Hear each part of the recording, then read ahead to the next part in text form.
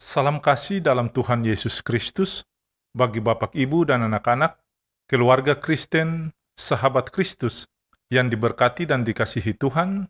Salam sejahtera bagi kita sekalian, dan salam jumpa dalam santapan harian bagi keluarga Kristen dimanapun saudara berada.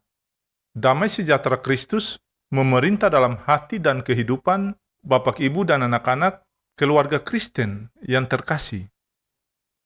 Keluarga Kristen, sahabat Kristus yang diberkati, mari kita berdoa meminta tuntunan Roh Kudus sebelum membaca firman Tuhan. Ya Tuhan Yesus, firman yang hidup, di saat ini kami hendak membaca firman-Mu. Kami mohon, bantulah kami dalam memahami apa yang Bapa kehendaki dan rencanakan dalam diri kami melalui firman Tuhan saat ini, sehingga menjadi pedoman bagi diri kami, baik dalam kami melihat, kami bertindak, kami berkata-kata sesuai dengan kehendak-Mu. Dalam nama Tuhan Yesus, firman yang hidup, kami berdoa. Amin. Keluarga Kristen, sahabat Kristus yang dikasihi Tuhan, pembacaan firman Tuhan di hari ini terambil dari Yesaya pasal 27 ayat 2 sampai ayat yang ke-13. Beginilah bunyi sabda firman Tuhan.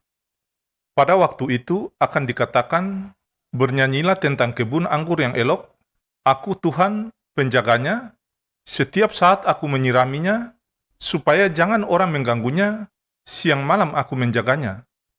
Kehangatan murka tiada padaku, sekiranya tampak kepadaku putri malu dan rumput, aku akan bertindak memeranginya dan akan membakarnya sekaligus. Kecuali kalau mereka mencari perlindungan kepadaku, dan mencari damai dengan aku. Ya, mencari damai dengan aku.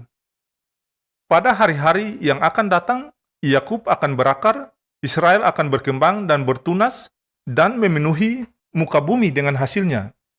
Apakah Tuhan memusnahkan umatnya, seperti Ia memusnahkan orang yang memusnahkan mereka?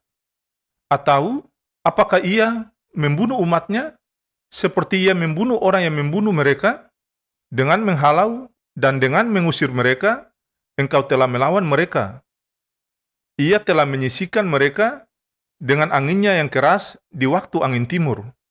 Maka beginilah akan dihapuskan kesalahan Yakub, dan inilah buahnya kalau ia menjauhkan dosanya. Ia akan membuat segala batu mesbah seperti batu-batu kapur yang dipecah-pecahkan, sehingga tiada lagi tiang-tiang berhala dan pedupan-pedupan yang tinggal berdiri.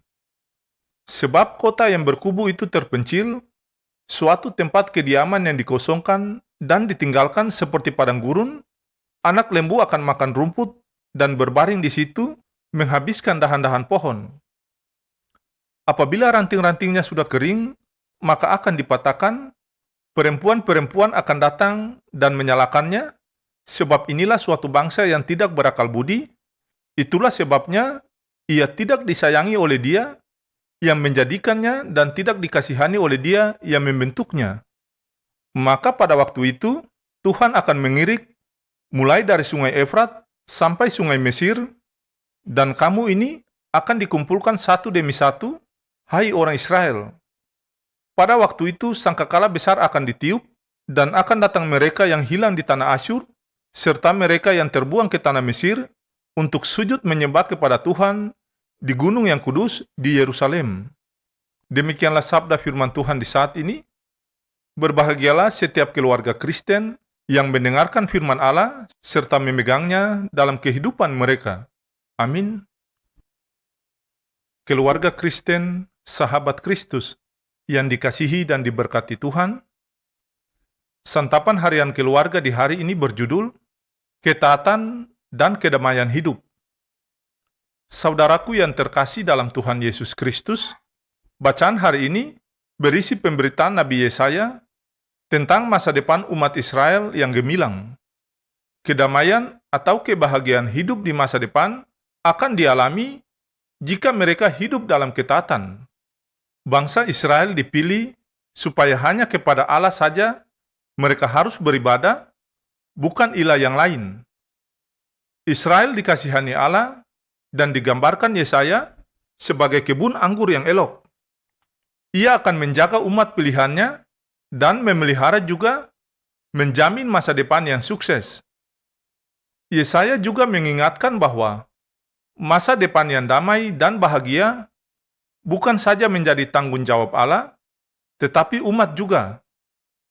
Allah memberi jaminan dan pasti menepatinya, sedangkan umat haruslah hidup taat dan setia.